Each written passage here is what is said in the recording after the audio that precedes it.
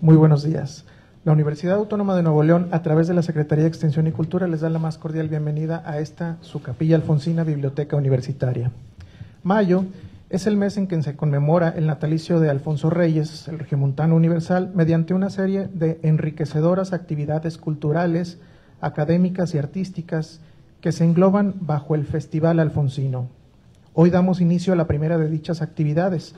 Se trata de la conferencia titulada De la Cena hasta Aura, Alfonso Reyes, precursor de la literatura fantástica hispanoamericana en el siglo XX, a cargo de nuestra invitada, la doctora Alejandra Amato, para quien pido un fuerte aplauso.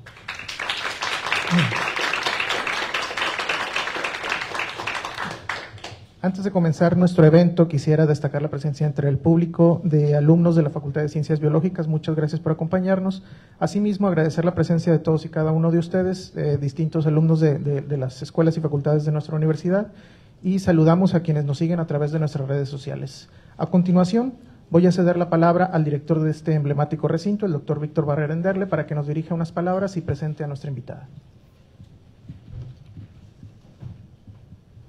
Gracias, Iván. Muy buenos días. Qué gusto recibirlos aquí en esta sala Minerva Margarita Villarreal para dar inicio al Festival Alfonsino, y ya sabemos, nos espera un mes lleno de actividades y diálogos en torno a la obra de Alfonso Reyes. Y de verdad, no podemos empezar de mejor manera. Tenemos hoy una conferencia de lujo, ya la mencionó Iván, de la cena hasta ahora, Alfonso Reyes, precursor de la literatura fantástica hispanoamericana en el siglo XX, a cargo de Alejandra Amato, sin duda una de las ensayistas e investigadoras que más han ahondado sobre el tema. Escrito en 1912, cuando aún su mundo interior no se había derrumbado del todo, y publicado en 1920, como parte de ese volumen, de ese libro tan especial que es El Plano Oblicuo, que por cierto fue recibido por el público y sus pares con, cito, y son palabras de Reyes, gustoso desconcierto. Tal vez porque, y de nuevo vuelvo a Reyes, venía, dice Reyes, de zonas no frecuentadas entonces. El cuento La Cena representa el temprano ejercicio de Reyes con la ficción, a pesar de que el relato era, de nuevo abro comillas, una representación de recuerdos personales, anodinos en apariencia, pero que me dejaron un raro sabor de irrealidad. Esas son palabras y evocación del propio Reyes, que provienen de su ensayo, un ensayo muy importante, aunque poco estudiado, de 1955, que se llama Historia Documental de mis libros. Ahora presento a nuestra invitada, Alejandra Amato. Es ensayista, investigadora y docente. Imparte cátedra tanto en la licenciatura como en el posgrado de estudios latinoamericanos en la Facultad de Filosofía y Letras de la UNAM, donde coordina, por cierto, el Seminario de Literatura Fantástica Hispanoamericana siglos XIX, XX y XXI. Pertenece al Sistema Nacional de Investigadores de México y se ha especializado en literatura hispanoamericana moderna en casi todas sus vertientes, en la ya referida literatura o narrativa fantástica, pero también en la novela policial, en la literatura gauchesca. Si mal no me equivoco, tu tesis fue sobre la relación de Borges con la literatura gauchesca, por el Colegio de México, por cierto. Un gran trabajo. Ha escrito numerosos ensayos y artículos publicados en revistas como Texto Crítico, Letras Libres, Cuadernos Americanos y Valenciana, la importante revista de la Universidad de Guanajuato, y ha coordinado y editado libros como Entre lo insólito y lo extraño, Nuevas perspectivas analíticas de la literatura fantástica hispanoamericana, publicada por UNAM en 2019, Conversatario, que por aquí anda, ¿verdad? Ensayos en torno a la obra de Francisco Tario, publicado por la Universidad de Querétaro en 2021. También coordinó y editó el material de lectura número 122, dedicado a la autora uruguaya Armonía Sommer, y publicado por UNAM, una colección emblemática de material de todos, yo creo, los que nos formamos en letras, usamos ese manual en 2022.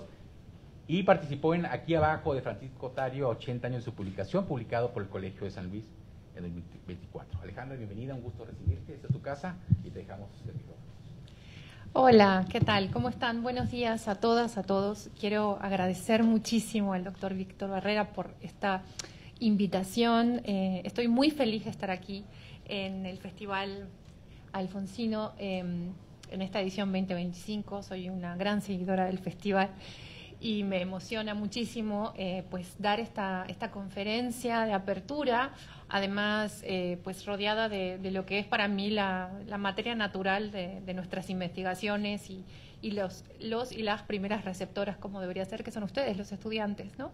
Entonces me conmueve profundamente también que, aunque a veces tenemos que ser público cautivo de las actividades de nuestra universidad, estén aquí para escuchar esta conferencia, que espero pues pueda de alguna forma ampliar las perspectivas y las lecturas que ustedes tienen sobre, digamos, la participación y la importancia de Alfonso Reyes dentro de la conformación de la tradición fantástica, no solo en México, sino en Hispanoamérica.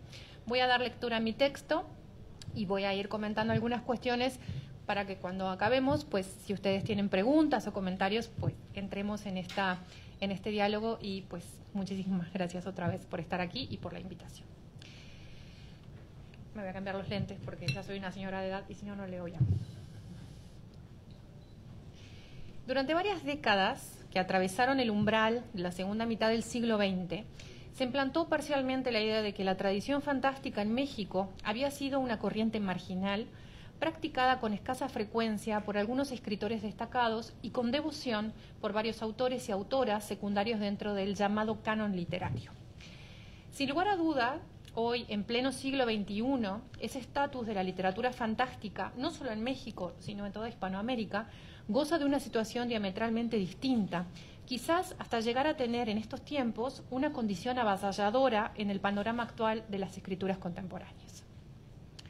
Sospecho, como ya he enunciado en otros trabajos, que el repaso inicial de este fenómeno, que condenaba en la lectura oficial a la narrativa fantástica un supuesto espacio de marginalidad, atendía, por un lado, al imperante modelo realista que no solo en nuestro país, sino en toda la región, había mantenido su hegemonía decimonónica y se había proyectado hacia el siglo XXI con esplendoroso fulgor, pasando particularmente en México por el modernismo, la narrativa de la Revolución Mexicana y la traza de la novela realista atravesada por la teoría social de la ficción y sus repercusiones en el ámbito de las preocupaciones más profundas en un continente americano atravesado por hondas y lacerantes desigualdades sociales, todas ellas registros que la novela realista se encargaba de recoger como única vía posible en apariencia. Por otro lado, y esta quizás fue la causa más neurálgica para el posterior derrotero de lo fantástico, contamos durante mucho tiempo con un profundo desconocimiento o silenciamiento del desarrollo y la evolución del género en nuestra propia tradición, que lo condenaba, en primer lugar, a ser una manifestación literaria que temática y estructuralmente no cuestionaba las estructuras sociales, tarea adjudicada casi naturalmente al realismo. Recordemos, la historia de la novela en el siglo XX es la historia del héroe degradado en un mundo degradado, decía Lucien Goldman, tildándolo de género evasivo, artificial, simplista y naturalmente lúdico. En segundo lugar, porque su claro y natural mecanismo formal se expresaba en el cuento, en contrapeso y valor estético de las grandes novelas totales. Pese a que existen algunas novelas fantásticas importantes, como La invención de Morel de 1940, del argentino Adolfo Bioy Casares, el cuento es en nuestra tradición, la mexicana y la hispanoamericana, como señaló Magali Velasco, la casa de lo fantástico. Afortunadamente, muchos de estos prejuicios se han vuelto insostenibles en la actualidad, pues la solidez y la caudalosa producción de la literatura fantástica en México e Hispanoamérica es ya casi indiscutible. Ha sido investigada con dedicación en las últimas décadas por diversas y nuevas voces críticas que nos han demostrado una y otra vez el poco rigor y, si se me permite decirlo, la poca seriedad que evidenciaron antaño algunos estudiosos y autores de la segunda mitad y finales del siglo XX mexicano, manifestando un desconocimiento abrumador de nuestra tradición fantástica al llamarla secundaria, pues al menos desde la aparición de un estudiante de Guillermo Prieto en 1842, cuento que le disputa el primer lugar de aparición en Hispanoamérica al que se creía hasta hace algunos años era el primero en haberse construido desde la codificación fantástica, como era Gaspar Blondín, del ecuatoriano Juan Montalvo de 1867. Esto lo precisó Ana María Morales para ser más exacta. Pasando por Lanchitas de 1877 de José María Roa Bárcena y El donador de almas de 1899 de Amado Nervo, un texto que además a Reyes le fascinaba, hasta llegar a la Revolución Mexicana con textos como el de Rafael F. Muñoz, La cuerda del general, ¿no?, de 1928, y todo lo que se desatará después, a mediados del siglo XX, con autores como Francisco Tario, Juan Rulfo, Guadalupe Dueñas, Amparo Dávila, Arriola, Fuentes y Pacheco. La historia de la literatura mexicana, y esto se puede hacer extensivo a Hispanoamérica con nombres como Juana Manuela Gorriti, el propio Juan Montalvo, Leopoldo Lugones, el uruguayo Horacio Quiroga, el peruano Clemente Palma, etcétera, incluye también a la historia del género fantástico como pilar vertebral. Por supuesto que en este repaso veloz ustedes habrán notado una clara y tramposa omisión. El célebre cuento La Cena de Alfonso Reyes, fechado en 1912 y publicado, como recién nos decía Víctor, en el plano oblicuo en 1920. Más que una omisión, aislarlo resulta el pretexto perfecto para entender por qué este relato y su autor constituyen un eslabón fundamental en el desarrollo de nuestra tradición mexicana e hispanoamericana cuando hablamos del género fantástico en su sentido moderno.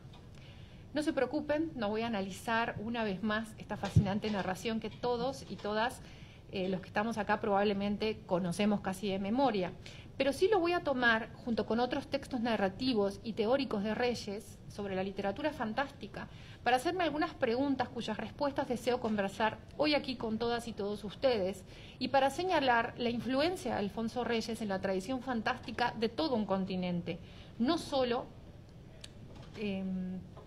ahí me perdí, esperen. Todo un continente que no solo se queda en la emblemática y bellísima y célebre relectura que Carlos Fuentes hace de ella en la novela famosísima del 62, Aura, sino que está presente en otros textos tan importantes para nuestra tradición como el poco estudiado cuento La Quinta de las Celosías, de la hoy tan celebrada y reconocida Amparo Dávila, relato publicado en 1959, 3 años antes de la novela de Fuentes, En Tiempo Destrozado, su primer libro de cuentos. Por ese motivo voy a dividir esta charla en 2 partes. La primera girará en torno a las preguntas sobre qué papel jugó Alfonso Reyes desde principios del siglo XX en la consolidación del género fantástico con sus cuentos precursores como la ya mencionada Cena y sus demás relatos como La Retro, publicado en 1931, y La Mano del Comandante Aranda, de 1949. Asimismo, me interesa también indagar un poco más en otra pregunta sobre cuáles fueron someramente sus aportes teóricos al género, pues muy a lo Borges o Borges muy a lo Reyes, teorizó y escribió con precisión sobre él. Es más, aparte de teorizar, Reyes hizo algo en sus relatos que Borges, y esto como borgista de hueso colorado me pesa decirlo, quizás no hizo con lo fantástico, o al menos no tan visiblemente, pues desde mi punto de vista, Reyes le aportó al género, en varios de sus cuentos, una nota humorística que hasta hace algunos años la crítica creía absolutamente incompatible con él. Algo que estudiosos como David Roas o Ana Bucotti ya nos han demostrado que no es del todo cierto, y me remito aquí a su libro El fantástico y el humor en la ficción española de 2022. En la segunda parte hablaré y ejemplificaré esta influencia narrativa precursora de la que hablo en mi título del autor, y no simplemente biográfica como se acostumbra a hacer, en una de las narradoras fantásticas más importantes de la segunda mitad del siglo XX, como ya mencioné, la gran Amparo Dávila y su cuento El Jardín de las Celosías, La Quinta de las Celosías, perdón.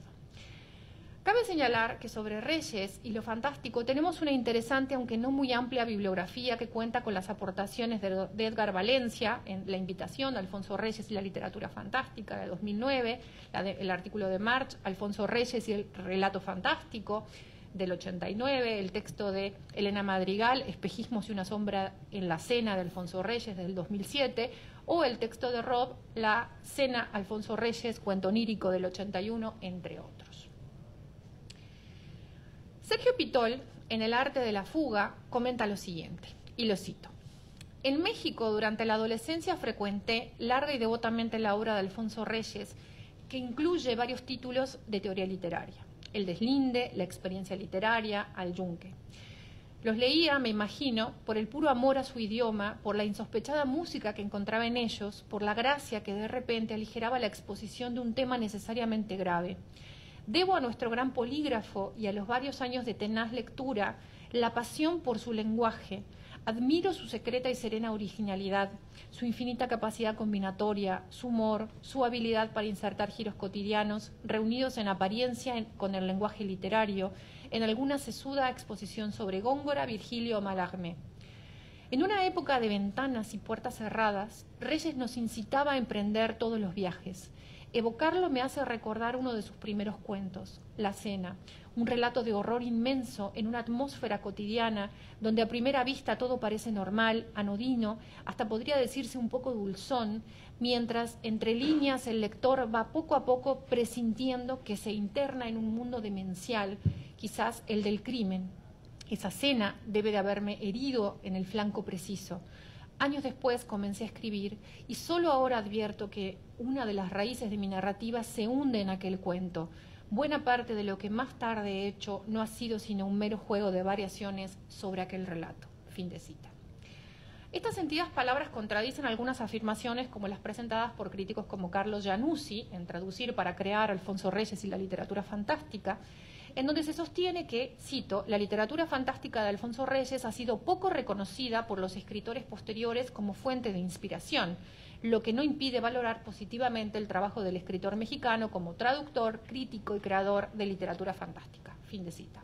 Sin embargo, creo que el señalamiento de Januzzi tiene un punto, ya que hay una visión casi metonímica que hace confundir el continente con el contenido, pues lo que en nuestra tradición, como ya se dijo, había sido poco reconocida es la literatura fantástica en general, sin caer en el caso particular de la producción efectuada por Reyes específicamente. A las palabras de Pitol se pueden sumar las de Carlos Fuentes en el ensayo Experiencia, Amor y Amistad, reflexiones en honor de Alfonso Reyes y Julio Cortázar, las de Amparo Dávila en Entrevistas y Diálogos, las de Pacheco, Borges y Cortázar también, en demás textos, destacando algunos de los elementos más sensibles cuando al género fantástico nos referimos.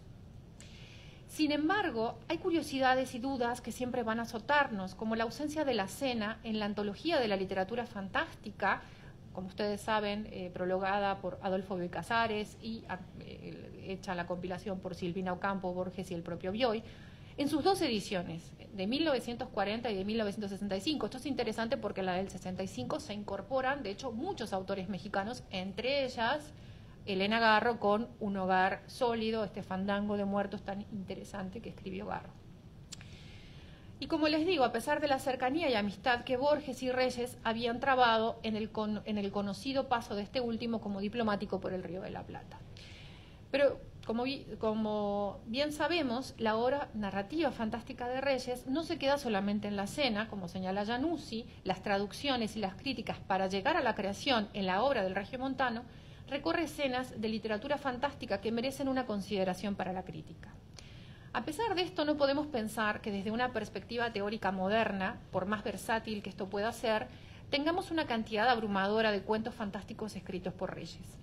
Januzzi señala que serían alrededor de 30 si consideramos solo los contenidos en el tomo 23 de sus obras completas ficciones y primeros volúmenes de relatos, en donde estaría, por supuesto, el plano oblicuo, contando, como él mismo señala, que estos textos comprenden una variada composición de, cito, relatos, ficciones o textos minúsculos de literatura fantástica, fin de cita, así como la salvedad de los que son híbridos, cito, a medio camino entre cálculo y ensayo, entre ensayo y relato, entre poesía y cuento, que desfiguran esa cifra, fin de cita. O sea, pienso, un poco de todo y nada. Creo que la vastedad de la obra de Reyes, el peso significativo de lo cuantitativo, de lo numérico, no es trascendental a la hora de enmarcar parte de su obra dentro del género fantástico. Más bien, lo decisivo es su comprensión del género en sí, en las pocas pero significativas narraciones fantásticas que nos regaló, que como en La Cena, hicieron una importante diferencia en la visión moderna del mismo. Es más, me aventuro a sostener que Reyes podía haberse quedado solo con la confección de este relato de La Cena y darse por satisfecho ante tan apabullante aporte. Aquí sigo con fidelidad las precisiones de Sergio Luis Alcázar en su brillante investigación doctoral, y lo cito: la transgresión narrativa y ficcional como principio constructivo en el plano oblicuo de Alfonso Reyes, pues sostiene, en contraparte, podemos decir con las tesis de Januzzi, por ejemplo, que en un sentido estricto dentro de las convenciones teóricas del género, el único cuento fantástico que comprende el plano oblicuo es precisamente La Cena, pues en este relato, nos dice Alcázar, se descubre un mundo ficcional en donde el tiempo narrado y el pasado narrativo oscilan por la ambigüedad instalada. Así, el relato está ligado a las tradiciones distintas, con estrategias como la flor de Coleridge para indicar su carácter fantástico. No recordemos esta tesis de la flor de Coleridge, ¿no? Si alguien sueña que va al paraíso y le dan una flor y cuando despierta tiene la flor, entonces ¿qué? Como observamos, mientras por un lado se plantea una base de montaje textual estratégica para la fundamentación de la inclusión del relato dentro del género, por el otro, el autor español pluraliza en el contenido de los cuentos del libro de 1920 como fantástico, sin decirnos con claridad cuáles de ellos, además de la cena, lo son, ¿no? Y en esta hibridación de la que habla, de que pueden ser tantas cosas, al final, como sucede muchas veces con lo fantástico, termina siendo, pues, ninguna. En ese sentido, adelanto que denominaré como literatura fantástica, siguiendo las definiciones teóricas clásicas, a todos aquellos relatos que están construidos bajo la premisa de una ilegalidad que irrumpe en el paradigma de realidad cotidiano de los personajes, también verosímil y familiar para el lector, con el propósito de desestabilizarlo. Desde esta perspectiva, en lo fantástico coexisten dos formas de mundos ficticios construidas con bases en leyes lógicamente irreconciliables. Por lo tanto, la irrupción del suceso insólito no puede tener una explicación ni lógica, ni causal, ni científica, ni religiosa. En síntesis, el suceso fantástico no puede ser explicado por ninguna vía, pues en ese caso dejaría de serlo. Estamos ante las puertas de lo irresoluble, de lo ambiguo, de ahí el carácter fascinante de su naturaleza. Más adelante incorporaré a esta definición algunos elementos nodales para el análisis de la construcción de un texto fantástico, según los supuestos fantásticos presentados por Reyes en el Deslinde, Prolegómenos a la teoría literaria de 1944, y aplicados fundamentalmente al breve examen de sus cuentos, la retro, y La mano del comandante Aranda. Textos que junto con La cena, a mi entender, sí están inscritos, incluso con ciertas licencias, dentro del género fantástico. Para mí no son 30, son por lo menos estos 3, pero vale la pena. A partir de la aproximación teórica de Reyes sobre la literatura fantástica, podemos también comenzar a analizar su concepción sobre este género. En su obra, como ya dijimos, El Deslinde, Reyes dedica algunas notas a la intersección entre historia, ciencia de lo real y literatura, donde clasifica, como ya dijimos, a ciertas obras como supuestos fantásticos que se derivan de la relación entre novela y ciencia.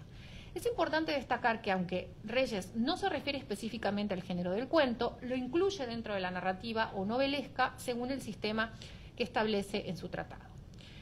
Con esta relación entre novela y ciencia, Reyes identifica dos grupos principales. Por un lado, el género de anticipaciones, que abarca relatos que exploran inventos o descubrimientos científicos, proyectando hipótesis que podrían concretarse en el futuro, y por otro lado se encuentran los ya mencionados supuestos fantásticos, que se caracterizan por una mayor libertad creativa y una mayor sujeción a la lógica científica, permitiendo explorar temas y motivos más allá de la realidad empírica.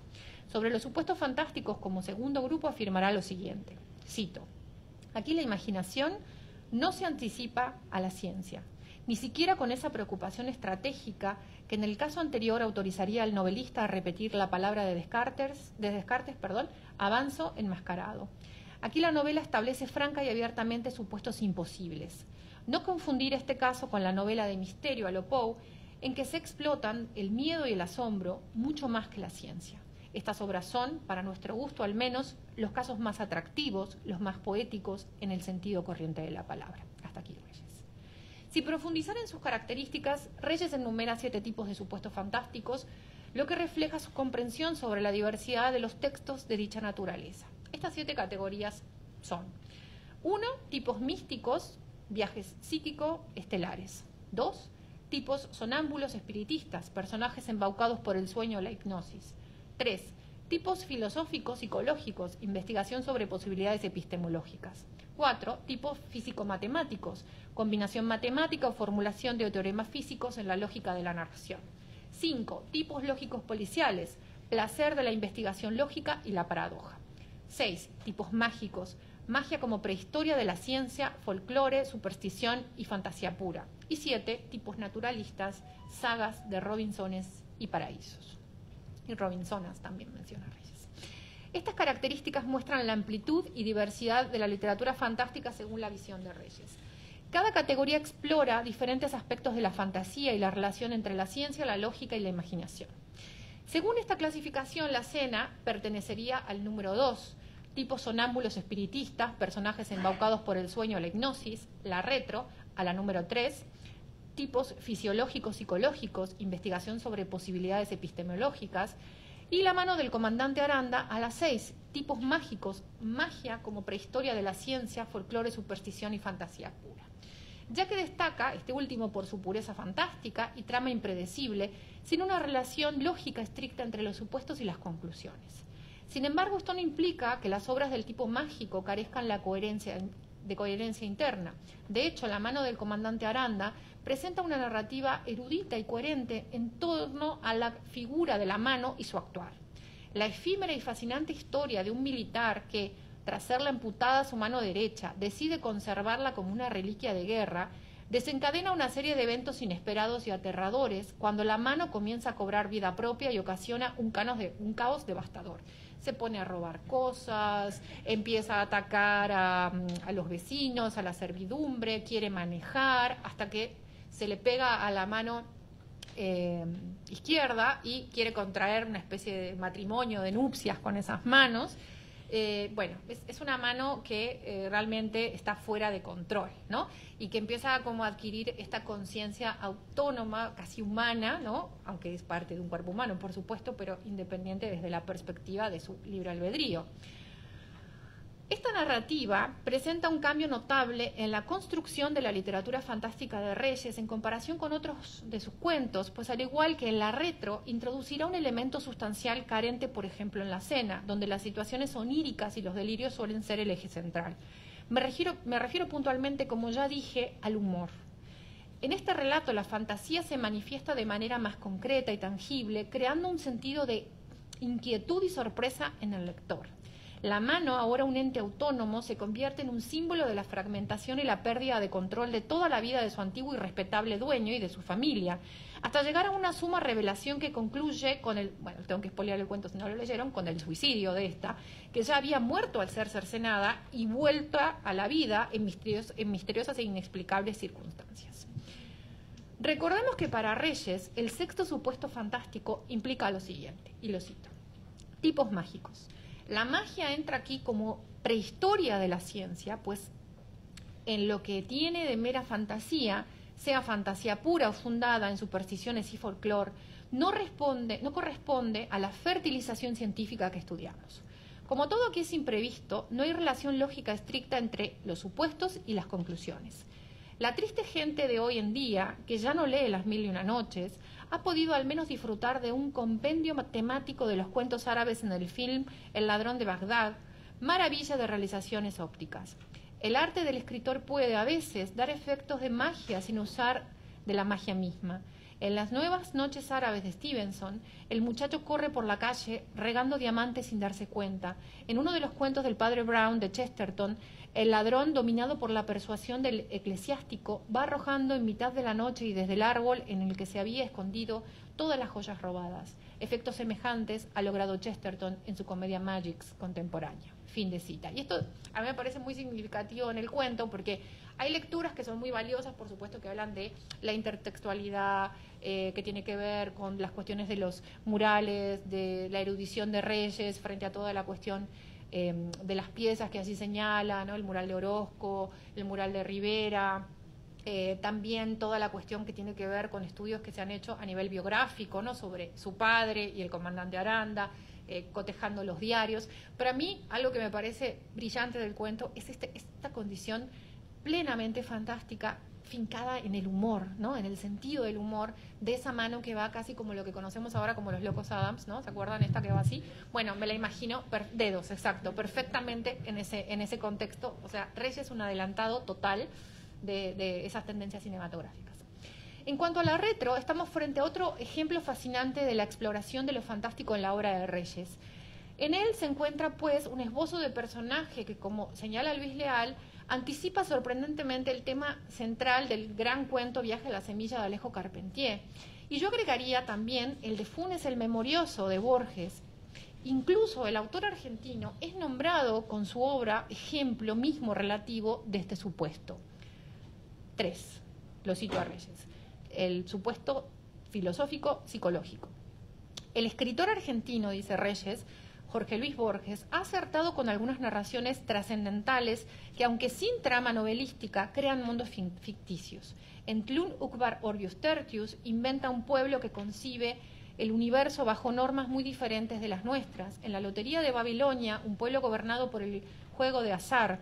Estas fantasías van mucho más allá del humorismo y tienen un valor de verdaderas investigaciones sobre las posibilidades epistemológicas. ¿Y por qué suma a Funes el Memorioso? Porque Funes el Memorioso, a través de el mismo procedimiento, que se cae de un caballo y tiene una especie de condición parapléjica, en la que solamente puede hacer esta reconstrucción de cada uno de los segundos del día y memorizar efectivamente qué se ha hecho, en donde Borges además cuestiona precisamente qué es el sentido mismo de la memoria, ¿no? ¿Qué se hace a través de recordar? Pues recordar es evocar selectivamente momentos de nuestras vidas y no hacer un repaso minucioso de cada segundo, porque la memoria precisamente tiene esta especie de sensación de bálsamo, como diría Nietzsche, ¿no? Hay cosas que nos programamos de alguna manera para olvidar porque queremos seguir adelante, ¿no? Entonces, esta condición selectiva de la memoria es algo que pierde Funes. Y es un procedimiento similar a lo que le sucede al personaje de la retro, ¿no? Que se va rompiendo las reglas epistemológicas precisamente. En este relato, la retro sufre un extraño mal después de un accidente automovilístico que la lleva a realizar todas sus acciones en sentido inverso. Esta peculiar condición no solo desafía las leyes de la física y la lógica, sino que también invita al lector a reflexionar, como en Funes, sobre la naturaleza del tiempo y la causalidad.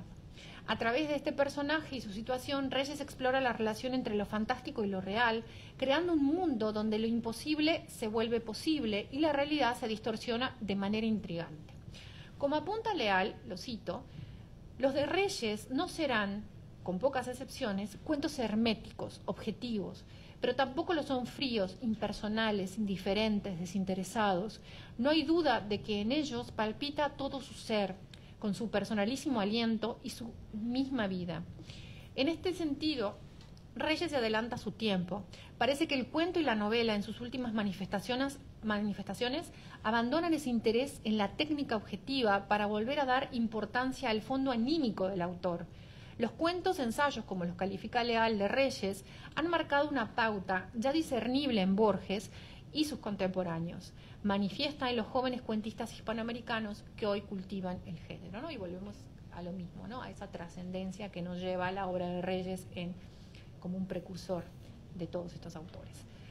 Para nada es desconocida la denotada responsabilidad e importancia que Borges tuvo a partir de los años 40 junto con Adolfo Bioy Casares y Silvina Ocampo en la profunda renovación que significó la postulación como eje rector de la narrativa latinoamericana de una literatura de irrealidad que se contrapone a los ya anquilosados remedos del realismo, como le gustaba señalar al mismo Borges, con la publicación de la primera edición de la Antología de la Literatura Fantástica en 1940, en la que ya hicimos notar que Reyes solo figura, y esto es una puntualización, como traductor de Chesterton y no como autor, por ejemplo, con La Cena.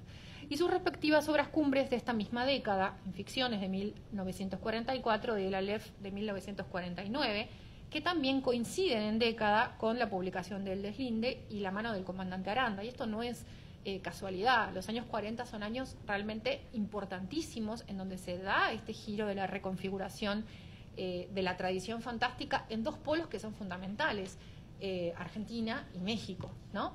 Y eso es muy significativo porque en la década del 40, pues por ejemplo, Tario va a publicar un texto importantísimo en 1943 que es La Noche, y eso va a ser influenciado de gran forma por Reyes y por la antología de la literatura fantástica.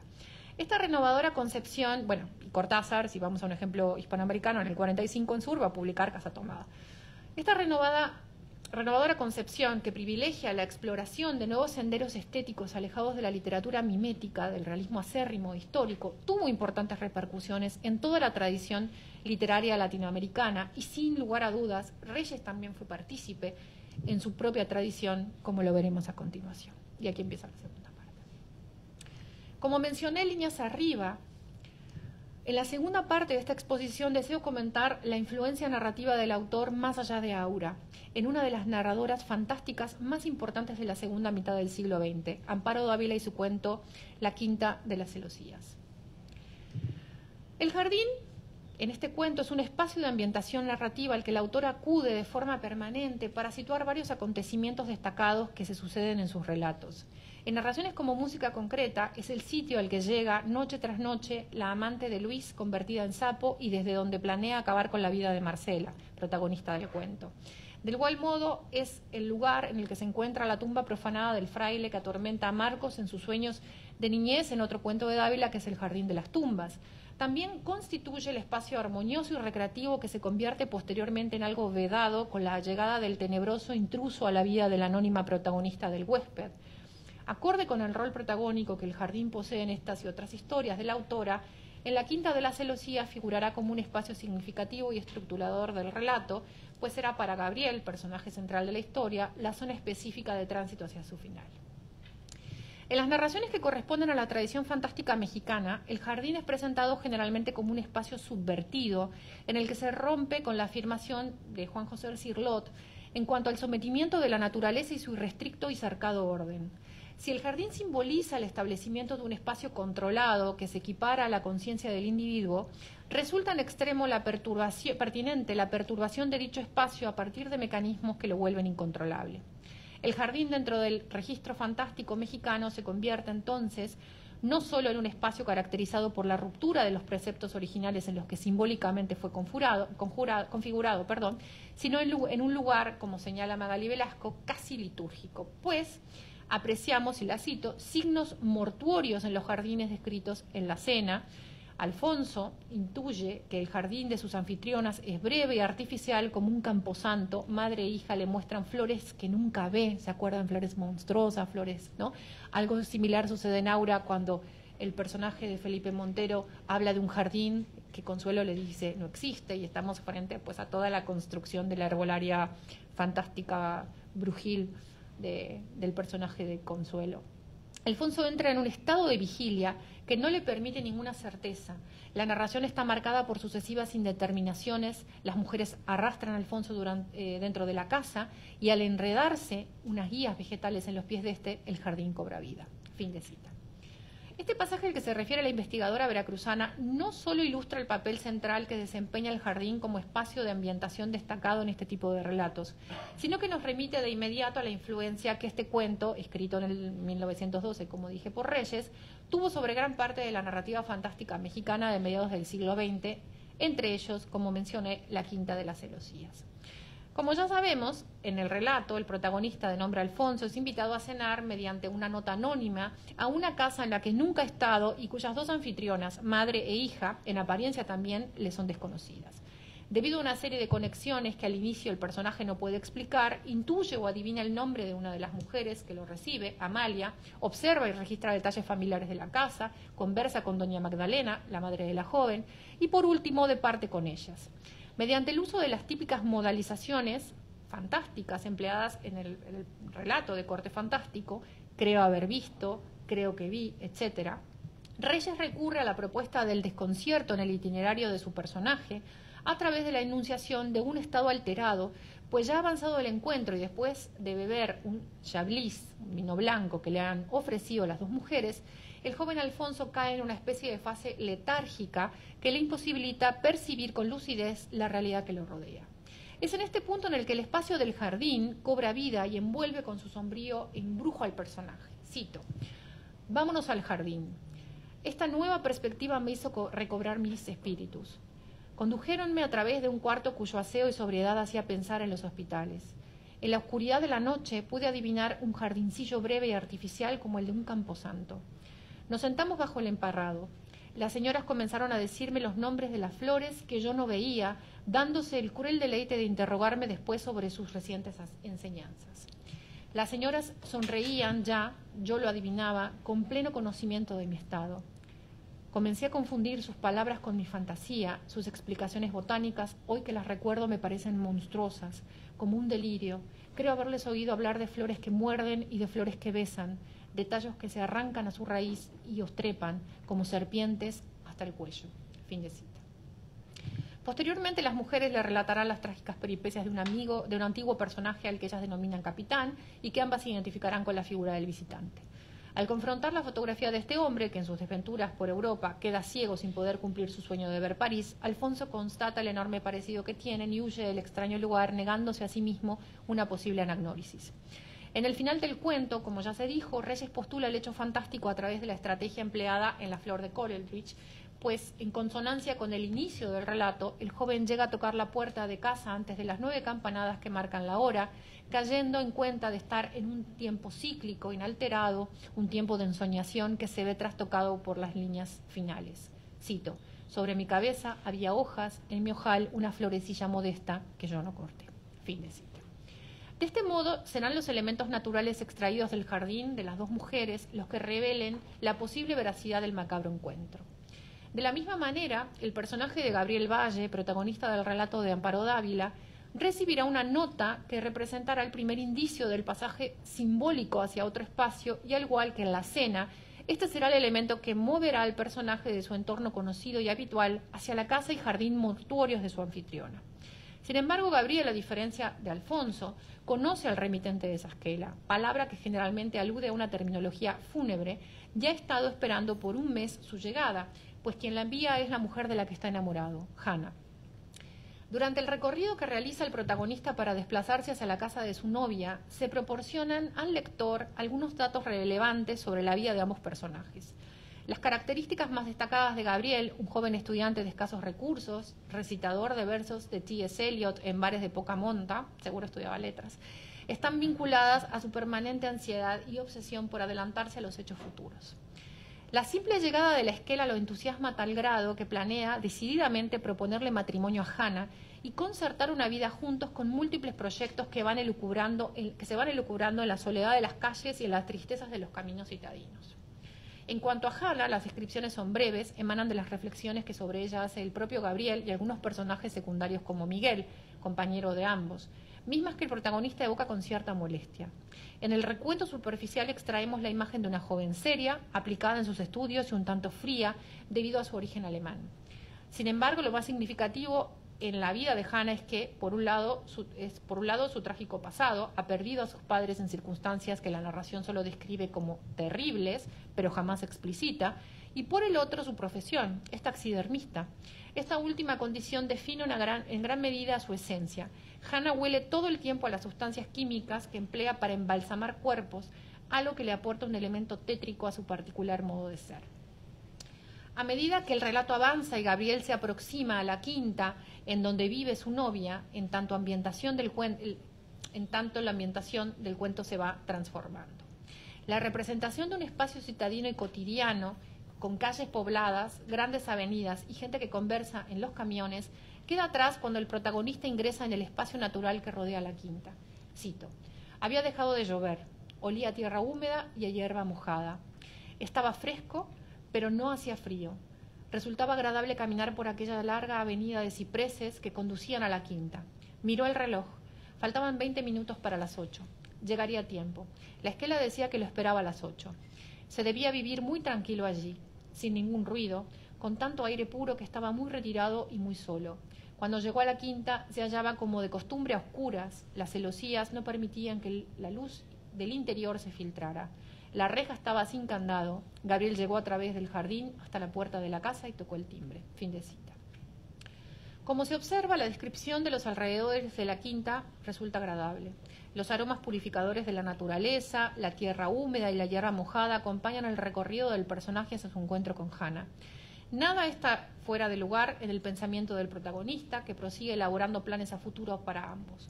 Paradójicamente, en el relato de este feliz acercamiento se anticipa el designio trágico de su destino. Gabriel transita por una avenida de cipreses que representan una marca textual o indicio funesto determinante en el relato, pues son estos árboles por antonomasia los más plantados en los cementerios. Oscar Mata afirma que los espacios físicos en Dávila, cito, apenas están esbozados con sabios trazos que permiten más que visualizarlos, que lo fantástico y lo terrible de súbito se apoderen de ellos. Fin de cita. Si bien comparto su afirmación en general, disiento con el inicio de su reflexión, pues Dávila no esboza trazos en la construcción de los espacios que rigen sus textos, sino que, como se puede observar en la Quinta de las Celosías, introduce, como lo hace Reyes, meticulosamente elementos simbólicos de carácter indicial que van prefigurando el suceso fantástico a través de los detalles descriptivos del ambiente mundano en el que se desarrollan, y gracias a ese procedimiento, lo fantástico se concentra en el espacio que ellos, los personajes, han vuelto litúrgico, la casa y el jardín. Al igual que en el cuento de Reyes, el protagonista de la Quinta de las Celosías acepta tomar una bebida, un té, que Hannah le ha ofrecido, en medio del enojo y la frustración por no poder concretar su propuesta de matrimonio, y que lo induce rápidamente a un estado somnoliento y aletargado. Esta narcosis que experimenta Gabriel se presenta en el punto nodal del drama que ha vivido desde que llegó a la Quinta. Hannah parece estar más distante que nunca, ignora sus deseos de conversar sobre el futuro común y se torna sombría, tenebrosa, con pupilas, cito, enormemente dilatadas y lagrimosas, que la hacen sentir algo casi extraño, parecido al miedo. Fin de cita. Previo a la ingesta del brebaje, la atmósfera de la escena ya había sido cargada de extrañeza. El joven estaba alterado, gritaba un nombre inconexo y evocaba evocaba trastornada a sus padres. Por su parte, Gabriel aumentaba su enojo, escuchaba pasos que no iban en dirección alguna, veía sombras y hallaba imposible interactuar con la mujer de la que estaba enamorado y parecía absolutamente ausente. En el desenlace del cuento, Gabriel va perdiendo aceleradamente su comprensión de la realidad por el estado alucinógeno que le ha provocado la bebida, al igual que el personaje de Alfonso en la cena. Cito: se pasó la mano por los ojos, se restregó los ojos, todo le daba vueltas, aquel extraño gusto en el té, todo giraba en torno a él. Fin de cita. Es precisamente en este instante perturbador que el jardín cobra relevancia como el espacio de transición en el que se realiza el pasaje de la vida hacia la muerte. Cito: Hannah decía algo, la vio levantarse, abrir la puerta de cristales que daba al jardín y salir. Gabriel se incorporó dando traspiés. Cuando alcanzó la puerta y respiró el aire fresco de la noche, sintió que se recordaba un poco, lo suficiente para caminar. Hannah caminaba por el sendero hacia el fondo del jardín. Él la seguía torpemente tambaleándose. Cada vez sentía que era el último paso, su último paso hacia aquella húmeda noche de otoño. Fin de cita. A diferencia del personaje de Alfonso, Gabriel no va a lograr escapar, al igual que Felipe Montero, que tampoco va a lograr escapar de la casa de Consuelo Naura, y que esto tiene, pues, me parece a mí una interpretación interesante en el sentido de que tanto Fuentes como Dávila le dan un final, un cierre, ¿no?, distinto, pero parecería ser como proyectando lo que podía haber sucedido con la cena, ¿no?, si Reyes no la hubiese centrado tanto en esa circularidad de las 9 campanadas. Ya casi acabo. La descripción de Hannah avanzando por un sendero hacia el fondo del jardín y de Gabriel siguiéndola se equipara con la imagen de Caronte conduciendo de un extremo al otro a las almas condenadas en la Divina Comedia. El jardín se convierte entonces en el conducto, como en la cena, que separa dos ambientes bien determinados: la quinta, fachada armónica del hogar de Hannah, y el mausoleo, tramo posterior y sombrío en el que se encuentran los cuerpos, descubriremos después, embalsamados de sus propios padres. Como se ha observado a lo largo de este análisis, las conexiones y puntos en común entre los cuentos La Cena de Alfonso Reyes y La Quinta de las Celosías de Amparo Dávila son múltiples. Ambos conceden a los espacios narrativos, en este caso el jardín puntualmente, un papel destacado que sobresale de manera elocuente en la postulación del hecho insólito desatado en la percepción fantástica. Del mismo modo, sus elaboraciones narrativas entrecruzan conceptos fundamentales dentro de la tradición del género en las letras mexicanas y, sin duda, al igual que para Carlos Fuentes en Aura, el cuento de Reyes influyó de manera significativa en la magistral historia recreada por la autora. Hasta aquí había omitido mencionar de manera intencional un dato por todos conocido, pero que no resulta menor: la relación de proximidad que Reyes tuvo con la narradora zacatecana. Si bien, como lo comenta la misma Dávila, la cercanía laboral con don Alfonso, como su secretaria particular a inicios de los años 40, determinó en gran medida su traslado del registro poético al narrativo, recordemos que Amparo Dávila empieza en la poesía, no cabe duda que gracias a este cambio halló de manera pertinente el género para el que había sido destinada su obra. Como se puede divisar en más de uno de sus cuentos, Dávila es una maestra del relato fantástico, y relatos como La Quinta de las Celosías los demuestran, otro regalo que nos hace Reyes indirectamente al encaminarla hacia esa expresión narrativa. Para finalizar, quiero marcar aquí una precisión, pues cuando me refiero a las obras La Cena y Aura en el título de mi presentación, lo hago como marcas de una temporalidad que va de 1912 a 1962, en la que se inicia con la presencia del relato en el marco de su elaboración y llega a su más famosa influencia, la Nouvelle de Fuentes. ¿Cuánto más ha aportado Reyes como precursor a la conformación del relato fantástico en México o Hispanoamérica? Las respuestas se podrían multiplicar con prominencia. Aquí tan solo intenté presentarles una muestra representativa de ese extenso y fascinante universo en su obra, sin duda, aún con muchas más aristas por descubrir. Gracias.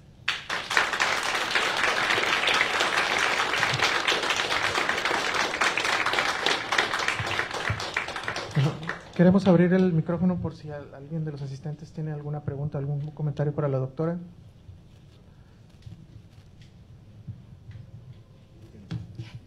Ahí viene el micrófono. Claro. Ahorita que también mencionó La Noche de Francisco Tario, ¿qué tanta influencia puede tener en Amparo Dávila y en Fuentes La Noche de Margaret Rose, que también parece estar muy influida por La Cena de Alfonso Reyes? Y una pregunta, otra pregunta más es la influencia que puede tener el plano oblicuo como libro, o sea, como libro completo, que cada texto muestra una propuesta distinta de hacer literatura, en los libros Los Días Enmascarados y Tiempo Destrozado, porque ya ve que Los Días Enmascarados no todos son fantásticos, pero parece estar haciendo ahí una alegoría a lo que hizo Reyes en el plano oblicuo. Hay una disculpa por la molestia. Muchas gracias. No, ¿de qué? Bueno, en cuanto a la primera pregunta, el primer comentario, hay una cuestión que es muy importante y lo que mencionaba hace un ratito que tiene que ver con la década, ¿no? Con los años 40, que es un parteaguas, ¿no? Dentro de la tradición fantástica hispanoamericana, ¿no? Y los dos polos de los que hablaba, México como Buenos Aires. Y creo que los dos grandes artífices en México pues tiene que ver mucho con esta influencia de Reyes, y en Argentina, por supuesto, en el Río de la Plata, Borges. ¿Qué sucede, por ejemplo, con Tario, ¿no? En ese sentido? Y lo engancho con la pregunta sobre Margaret Rose, porque fue uno de los textos que pensé en algún momento citar, pero como también creo que era muy importante este vínculo tan cercano entre Dávila y Reyes, y que además tiene que ver con precisamente esta corriente que fue acusada de marginal, en la que participa Tario, Guadalupe Dueñas, ¿no? la propia Dávila. Creo que allí hay dos influencias muy importantes en Tario para ese libro de 1943. Una es la antología de la literatura fantástica. Tario tenía 2 ediciones en su biblioteca, 2 primeras ediciones, ¿no? que tuve oportunidad de consultar, o sea, que conocía el libro, ¿no? Clarísimamente. Y también tenía una primera edición del plano oblicuo. Eso es muy significativo. No podemos hacer quizás lecturas casi que directas, pero es obvio que son influencias importantes. Tario tiene por ahí un par de entrevistas en donde habla también de Reyes, y La Noche de Margaret Rose yo creo que tiene además ese componente que era muy interesante dentro de la propia tradición de la lectura del fantástico europeo que hacía Reyes, como casi todos, que venía por supuesto de la tradición de Poe, de Hoffman, pero principalmente de la tradición francesa, ¿no? De lo que él menciona siempre con Gautier, con Maupassant, ¿no? que llegaron y que tuvieron esa inmersión tan importante. Entonces, el tema de la figura del fantasma, por ejemplo, ¿no? De ese fantasma que además no se da cuenta que es fantasma, que está muerto, y es la gran como tesis que le gusta manejar también a Tario en cuentos como Entre tus dedos helados, ¿no? Me parece que se configura a través de esas dos grandes figuras, que es Reyes y que es el propio Borges. Y con respecto a Los Días Enmascarados, también es muy interesante, ¿no? Porque por allí hay otro texto que me parece que dialoga también con muchos elementos de La Cena y de la obra de los supuestos fantásticos de Reyes, que es La Tocatina en el Jardín de Flandes, ¿no? Entonces, sabemos que Reyes, cuando publica este texto de cuentos maravilloso, que si ustedes no lo han leído o solo han leído Chac-Moll, que es el cuento quizás más famoso que está ahí comprendido, se los recomiendo muchísimo, porque pues además fue simbrar a esta crítica pacata de la que hablábamos hace un rato, ¿no? Cuando Fuentes publica en el 54 Los días enmascarados es realmente cuando sale este comentario un poco de que él se desayuna con los críticos, ¿no? O sea, como que no le importa, y que es consciente de una tradición, que está formando parte de una tradición de la literatura fantástica. Y sí, es cierto que hay paralelismos con la estructura del plano oblicuo. Mencionaba hace un rato la tesis de Sergio Luis Alcázar, porque él está haciendo una investigación maravillosa. Yo tengo la fortuna de estar en su comité doctoral, que dirige Rafael Olea Franco, precisamente de desmenuzar ese texto de Reyes, porque a veces en todos los tomos, ¿no?, de las obras de Reyes parece que se perdiera, ¿no?, esta especie como de masa, ¿no?, de la precisión que hay, por ejemplo, en ese texto importantísimo y bellísimo de 1920. Entonces, yo creo que cuando esa investigación salga a la luz y sea ojalá un libro, lo entusiasmo mucho a Sergio a que lo publique después, vamos a tener muchas respuestas también de eso que estás diciendo. Primero felicitarte, Alejandra, estupenda charla. Gracias. Que nos revela esa dimensión de la obra de Reyes, que a veces, como dices, es poco estudiado, aunque hay algunos estudios, pero contextualizarla creo que ayuda muchísimo, ¿no? Ver todo ese lapso que va del 12 hasta el 62 y que sigue, y que se prolonga, ¿no? Y yo creo que a lo mejor, porque yo también siempre me pregunté mucho por qué no estaba la cena en la antología de Borges, de Bioy y de Silvina, tal vez por la recepción que tuvo el plano oblicuo, ¿no?, como libro, que ya desde el 21, de hecho, es muy famosa la reseña o nota que hace López Velarde, ¿no? Ajá. Es el libro muy crítica, ¿no? Donde, y que Reyes no estaba en México, además, ¿no? Un libro que además él financió, fue su primer lujo que se dio ya como, después de haber estado varios años como viviendo del periodismo, de las traducciones, cuando se reincorpora al Servicio Exterior Mexicano, se da el lujo del público. O sea, el primer libro que él se financia es el libro de ficción. Entonces, él sabía o sentía tal vez inseguridad de publicarlo en alguna casa editora, ¿no? Se hace una especie de edición de autor del plano oblicuo, pero él dice todavía no se encuentra que el libro lo tiene, es decir, como que no fue ese gustoso desconcierto que causó, se extendió, ¿no? Yo creo que hasta los años 50, ya no sé si en la edición de Tezontle o ya recopilado en las obras completas, es cuando empieza a ser, me parece a mí, Ajá. ¿no?, ya leído con mayor atención por la generación de Pito, del mismo Fuentes, ¿no? Pero que tal vez en los 40 todavía, no sé, me parece que no estaba como en el radar, ¿no? Cuando empezaba Arriola, por ejemplo, además de Tario. Tario pues tenía esa primera edición, pero pocos tenían realmente esa primera edición. Entonces yo creo que me parece que hay ahí como un rastreo que poco a poco se va a ir extendiendo de la recepción de Reyes. Pero además, lo que mencioné también creo que, salvo la mano de Juan de Terana y algún otro, son pocos los textos rastreados, pero ese sabor de realidad que él menciona lo acompañó siempre, ¿no? Me acuerdo, hay una nota en su diario, una entrada en el 30 de visita a una medium en Buenos Aires, ¿no? Y lleva en una especie de sobre un gorro de su padre, pero no le dice a la medium, porque ya sabemos que Bernardo Reyes se había muerto trágicamente en 1913, y precisamente en esa época Reyes está escribiendo la oración del 9 de febrero, ¿no? Un texto desgarrador sobre la muerte del padre, la trágica muerte del padre, y que él no va a publicar en vida, se publicó en el 60, ¿no? Y la medium, al tocarlo, le hace una revelación extraordinaria, ¿no?, de que aquí veo sangre y muerte que se expande a generaciones, algo así, estoy obviamente citando de memoria, ¿no? Pero Reyes lo consigna en su diario. Me pareció siempre muy extraño que no lo trabajara en un texto literario, ¿no?, sino en una entrada en un diario que pues hasta hace relativamente poco se publicó, ¿no? Creo que ya le tocó a Castañón editarlo en el 10, en el 11, hace 12, 13 años, ¿no? Pero que marca cómo Reyes tenía también ese lado, esa relación, pues hasta con el más allá, ¿no? Medio esotérica, ¿no? Esotérica, ¿no? Que también lo acompaña, a pesar de ser también un autor muy racional y muy teórico, ¿no? Como esta clasificación que también marcaste en el INDE. Bueno, era nada más eso y reiterar mi felicitación, ¿no? Muchas gracias, Víctor. Bueno, es que es muy importante ese dato, ¿no? Y lo conversaba con otros colegas cuando estaba un poco planteando la conferencia.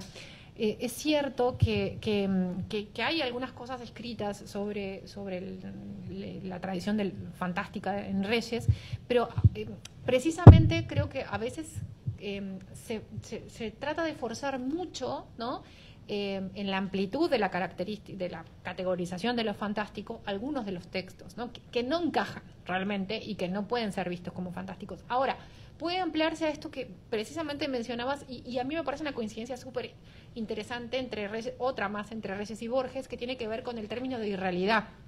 ¿no?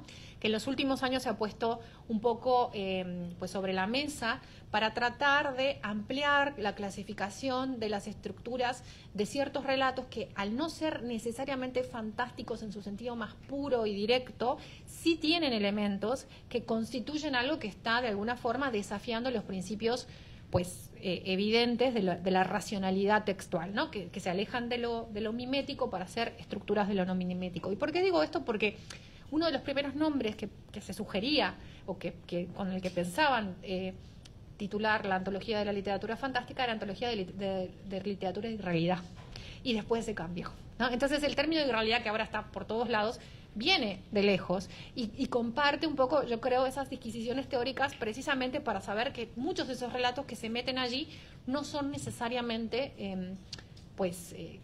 un componente estricto de lo que entendemos teóricamente, a pesar de que para establecer lo fantástico hay muchas teorías, no hay una sola. Yo remití a la que me ajusto precisamente porque creo que cuando trabajamos literatura fantástica tenemos que decir desde qué posicionamiento teórico lo estamos haciendo, ¿no? A mí es el que más me gusta, el que más me parece que se aplicaba para esto. Pero lo que también me parece singular es el hecho de que en el 65 tampoco lo hayan incluido, ¿no? Porque creo que es totalmente... Exacto, creo que toda la fundamentación para lo que decís del 40 es correctísima, y seguramente fue por eso, y seguramente Borges quizás ni lo conocía, no lo había leído, no lo sé, pero bueno, estoy aventurando, ¿verdad? Pero en el caso del 65, donde además se amplía a más de una veintena de autores latinoamericanos, sí se me hace muy raro cuando tenemos, porque se sacan textos, se ponen otros, algunos se mantienen, se cambia el orden, ¿no? Se sigue un poco esa clasificación que en los años 40 Roger Calvá le criticaba muchísimo a Borges en la carta que le manda a Victoria Ocampo, diciéndole que además era una cuestión absolutamente soberbia de cómo este autor, que en los años 40 Borges no era el Borges que conocemos ahora, se atreve además a meter un cuento suyo, ¿no? O sea, como uno de los antologadores, y no mete a Hoffman, por ejemplo, ¿no?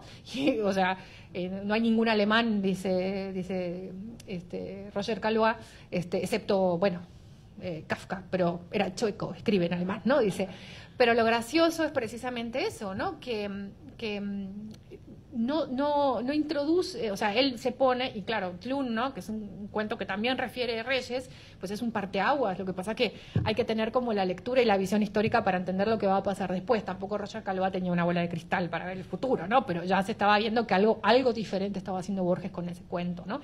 Entonces sí, habría que pensar qué pasó en el 65. Para mí es una investigación, bueno, quizás no lleguemos a nada y puede ser muy frustrante y nunca lo sepamos, pero es una investigación curiosa de saber por qué no apareció allí, ¿no? Bueno, agradecemos de nuevo cuenta a la doctora Alejandra Mato por su brillante conferencia, por este recorrido por la tradición fantástica, y a continuación pido al doctor Víctor Barrera que me acompañe aquí en el presidium para hacer la entrega a la doctora Mato de una constancia por su participación en los preludios alfonsinos con la conferencia de la Cena hasta Aura, Alfonso Reyes, precursor de la literatura fantástica hispanoamericana en el siglo XX.